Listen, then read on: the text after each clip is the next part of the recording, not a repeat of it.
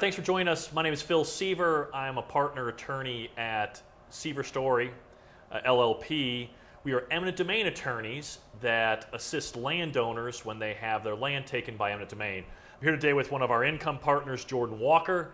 We're going to talk today about the 3 things that you need to know when dealing with pipelines, and that if you don't know about them, you're going to be losing that negotiation. Jordan, thanks for joining us today. When we start off talking about this, Jordan has a lot of experience dealing with pipeline companies. He's represented hundreds of clients in pipeline situations, in pipeline eminent domain. Jordan, tell us about why the easement matters, why the writing matters when you're dealing with pipelines.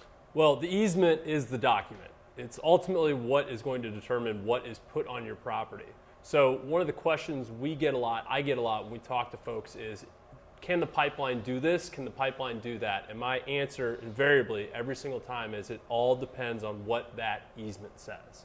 So they can come out and say, right away guys can come out and talk to farmers, talk to landowners and say, listen, all we need is this certain area, all we want to do is X, don't worry about Y, we're not going to touch this, we're not going to touch that. But the reality is that they can do whatever that document allows them to do. So if the document allows them to cross every square inch of the property, guess what? They can do it. And what's your experience? Do you typically find that when the pipeline company first approaches a landowner, who's that document, is it more favorable for the pipeline company or is it more favorable for the landowner? That first document is going to be the worst version of that document you will see. They will come out and the first one they will propose will have all sorts of things that don't apply to pipelines, that have to do with other utilities, other rights that frankly have nothing to do with building pipelines or putting in whatever utility they want to. And the reason why they do that is because they're successful. So if they come out and they get 50% of the landowners on this first version of the easement, they're winning, because they're getting a whole bunch in there that they can then lease out to other utility companies without your consent and without compensating you further for that. So when they come out, that first document is going to be the worst version of the document you'll see. So it's fair to say that when they first approach the landowner, they're trying to take as many rights as humanly possible. What should our client's goal be, or what should the landowner's goal be as in terms of that document and the rights that they're trying to allow the pipeline to have? The goal for any landowner should be to narrow that document, narrow the scope,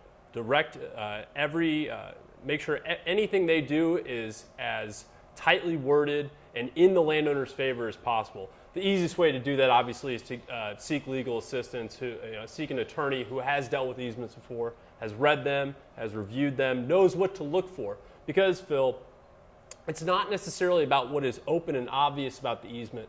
It's kind of the hidden dangers of an easement that frankly even some attorneys can't recognize unless you review easements frankly for a living.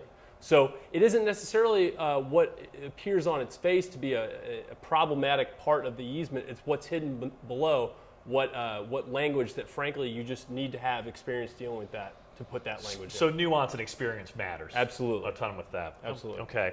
The next key point that you want to make sure when you're talking to the pipeline company has to deal with compensation, and specifically has to deal with residue damages and how residue works in a pipeline setting. Jordan, give us a sense of how, when you're dealing with pipelines, why residue matters and why the pipeline companies don't want to talk about residue damages. Well, they don't want to talk about residue damage because they don't want to open that door.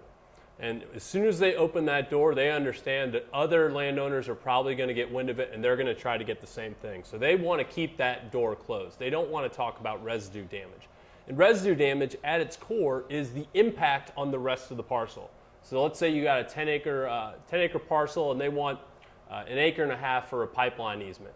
While that acre and a half is important, make sure you get compensation for that. It's also imperative that you get compensation for the impact that 1.5 acre easement has on the other 8.5 acres of the parcel, because it does have a financial impact. That land, in our opinion, and having talked to experts, they agree, that land becomes less valuable Farmers don't want to deal with pipelines. They don't want to deal with the risk of everything that comes along with them.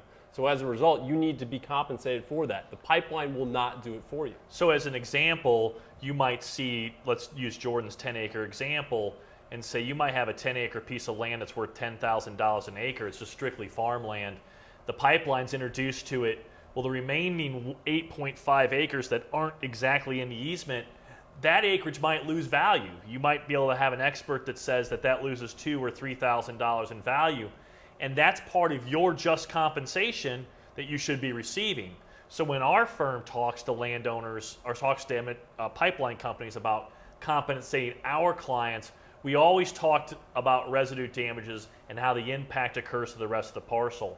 Another thing to maybe talk about, Jordan, as it relates to residue and pipelines in particular, how does the introduction of a pipeline affect structures that are adjacent to or close to a pipeline? Does it damage those structures? Does it cause those structures to lose value? Absolutely. So let's say you have a house on your property and the pipeline is going to go within 100 feet of it.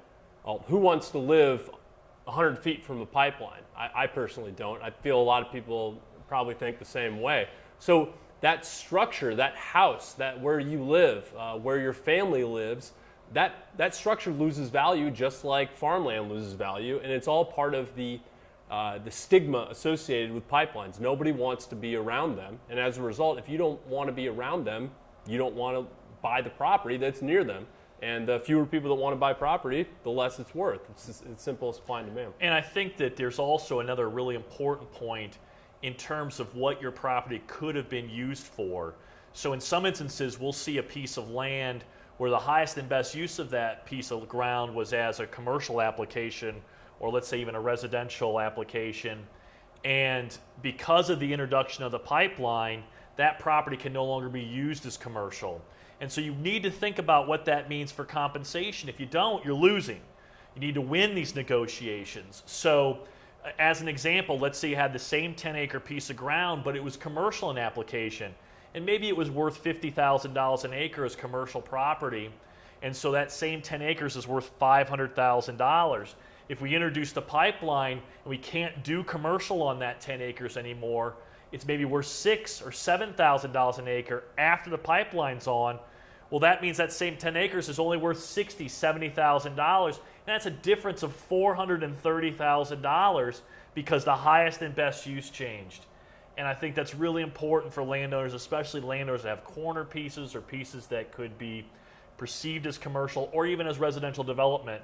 These pipelines can have huge impacts on value. Have you seen this before, Jordan? Absolutely. It happens quite often where you have a piece of property that might not be currently used as its maximal financial use, and that's pretty common for properties not to be used at its maximum financial use. But the reality is that the law permits this. It's right there in the law. This is a carve-out to protect landowners to make sure they get the right amount of money for their land. So it's important, if you are a landowner, to utilize this carve-out and recognize that it's something that you can argue to get more compensation. It's certainly something that we see quite a bit. It's important to remember that one constant in any easement that's proposed for a pipeline, the one constant is that you can't build on it. You can't put structures over the easement. Simple as that. So whether it's for commercial property, development property, industrial property, that area of your property can't go there. Can't put sheds, can't put houses, can't put anything. And as a result, because the inability to build on that property, that comes at a cost. That comes at a diminished value to the entirety of the property because you can't possibly do what you a want. highest and best use change. Absolutely, yeah. It used to be commercial. Well, guess what? Now it's just agriculture. Yeah. So final thing I want to talk about and a way to stop losing these negotiations and start winning negotiations with pipelines. I want to talk a little bit about groups. Jordan, what's your experience? You've done some pretty massive groups where you've had a bunch of landowners join together and take on the pipeline companies. What's been your experience with that? Is that an effective strategy for negotiations? Yes, absolutely. It's key. One thing that we stress whenever we talk to folks is to create a group. Power in numbers. The more landowners that are part of one group, the more leverage that group has. If I go to a pipeline and I say, hey, I'm representing 100, 150 folks on this line, they're going to pay more attention to me. They understand the leverage that our group has as a whole to fight this, to ensure compensation is just. And the easiest way to do it for a landowner is to be part of a group, part of a large group that can ensure maximum compensation in this situation. With that being said, however, at least the way our firm works is that even though you have the power of many people against the pipeline, you still have the individual attention because every property is different. Everyone has unique situations, unique characteristics that need to be addressed. So you still have the power of many, but the attention to detail for each individual landowner. Yeah, I think that's really important. Just a final word, a lot of folks have questions about our firm and how we get compensated. We're only compensated if we add value to your case. So if you've been offered money by a pipeline, that's your money to keep. We're not going to touch a piece of that. We make our money, we earn our fee by adding value for you at the end of the day. And I think that's a really good deal for a lot of landowners. That ends our video today on pipelines and how to stop losing a negotiation against pipelines. If you want more information, please join us, or please go to our website at landownerattorneys.com, or give us a call at 888-318-3761. Ask for Phil or Jordan. We'll be happy to answer any of your questions. Thanks and have a great day.